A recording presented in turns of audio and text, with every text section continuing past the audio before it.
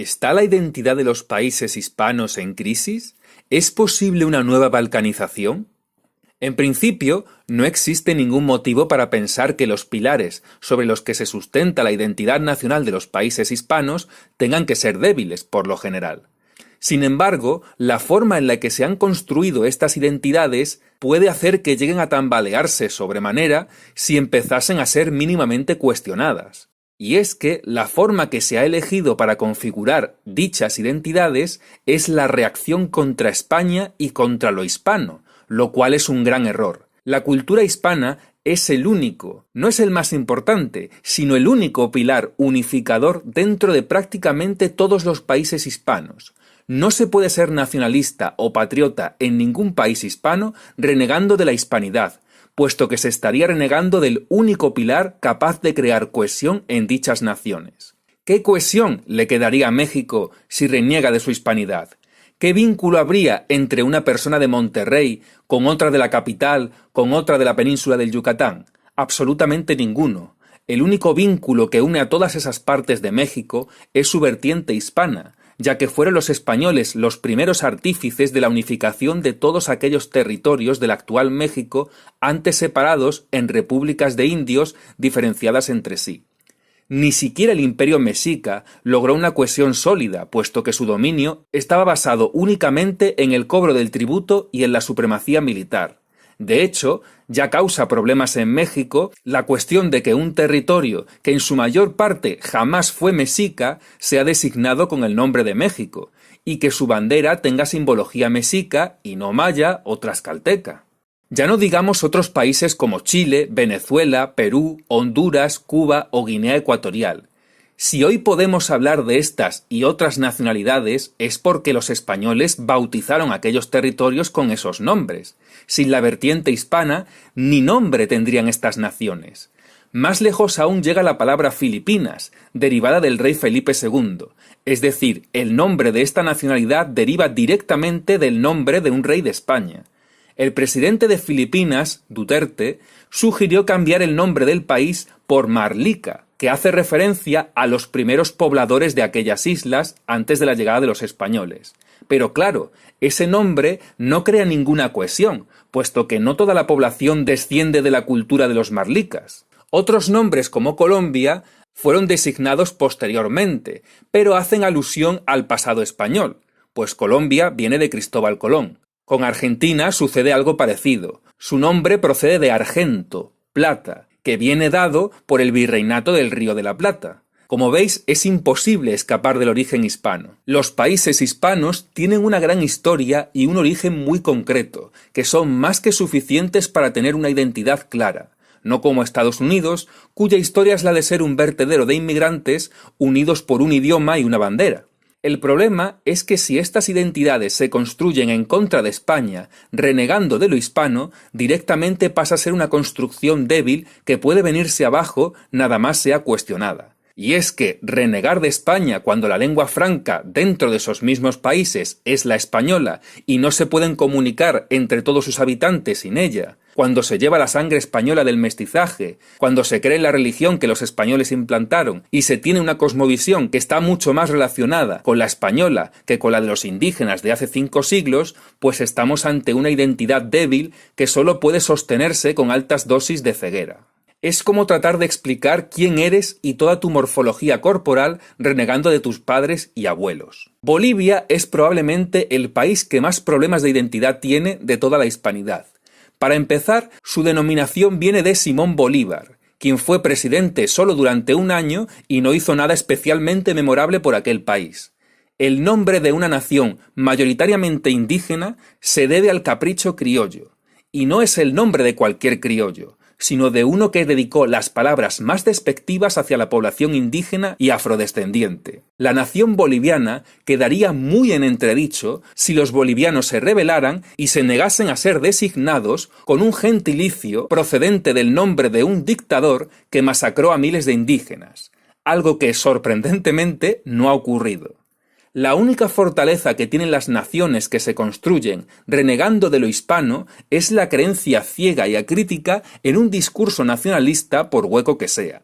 Ante cualquier mínimo cuestionamiento, tal discurso se derrumbaría. Bolivia es el país más indigenista de toda la hispanidad, sobre todo desde que llegó Evo Morales al poder.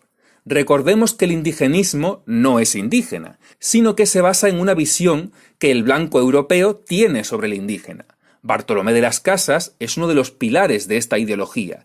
Las Casas veía al indígena como un ser bueno, puro e inocente, violentado por el español. Y esa es la visión que se mantiene hasta hoy. Una visión del indígena que es de origen europeo. Luego, en Bolivia, también existe el indianismo, del cual se dice que se distingue del indigenismo, pero no se sabe muy bien en qué, puesto que su visión sobre la historia es exactamente la misma, y de hecho, la denominación indianismo viene de indio, que es el nombre que usaban los españoles al referirse a América como las Indias.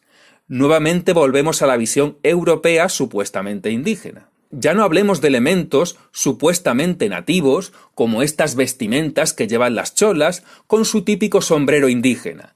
Igual la costumbre de usar banderas no es indígena, sino importada de Europa. La bandera huipala nunca fue inca, aunque está inspirada en iconografía incaica y también se usó en la época de los virreinatos españoles como estandarte.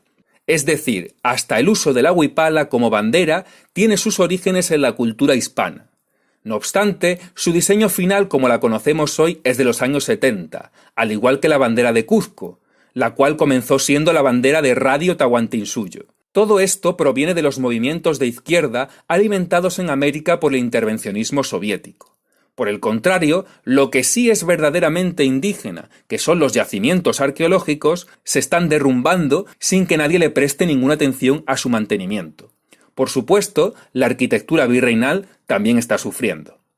Evo Morales prefiere centrarse más en objetivos globalistas del imperialismo de Wall Street, como es el Ministerio de Descolonización y Despatriarcalización, del que sin duda los incas estarían muy orgullosos. Algo que ya veremos cuando decidan marcarse unos objetivos. Evo Morales, pese a declararse totalmente en contra del separatismo, lo está fomentando, probablemente sin saberlo. Para empezar, se dejó asesorar por miembros de Podemos para redactar la Constitución. Nótese la ironía de luchar contra el colonialismo español pidiendo asesoramiento a españoles para redactar nada más y nada menos que tu propia Constitución.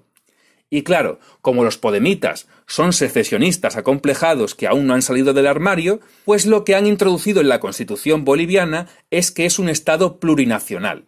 Nosotros en España hicimos lo mismo, y unas décadas después... ¡tachán! Y si este nacionalismo ha sido posible en España, que tiene una uniformidad cultural bastante grande, ya no digamos en un país como Bolivia, con multitud de lenguas y razas.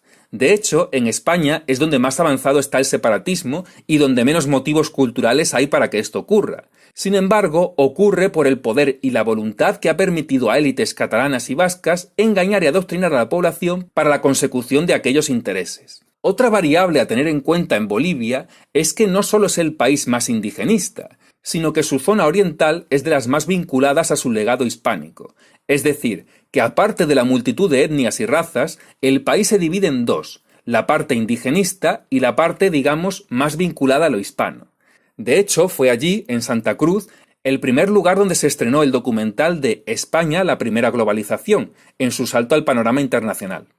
La insistencia de Evo Morales en los preceptos indigenistas, el pasado inca de un país que en su mayoría nunca fue incaico, en la idea del Estado plurinacional y en dar prioridad a los aymaras por encima del resto del país, está fracturando la identidad nacional y al país en general. Tanto es así que la huipala es oficialmente un símbolo para toda la nación, pese a que únicamente está asociada a etnias de los Andes y tiene una variante solo para los aymaras. Es por ello que cuando se utilizó en el lado oriental del país causó una gran polémica, puesto que, pese a ser un símbolo considerado nacional, no representa la parte oriental del país. Los indígenas del oriente utilizan otra bandera con la flor del patujú, lo que ha causado en el país una guerra de banderas. ¡Va en la huipala! ¡Saquen la huipala!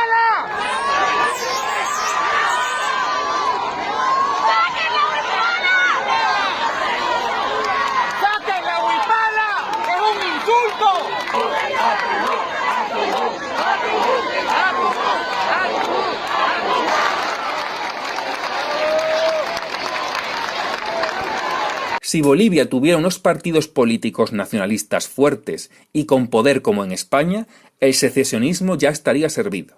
Este es el tipo de situaciones que suceden cuando un país hispano renuncia a su pasado hispano, que tiene que buscar su identidad en lo prehispánico, y no existe identidad común sin lo hispano. Esta negación bien podría derivar en que Bolivia se fragmentase en multitud de pequeñas repúblicas, una por cada etnia o grupo de etnia. Y por supuesto, la relevancia y la fuerza de estas, a nivel internacional, sería aún menor que la que tiene Bolivia. Es por ello que tanto estadounidenses como soviéticos promovían el indigenismo en Hispanoamérica. Divide et impera.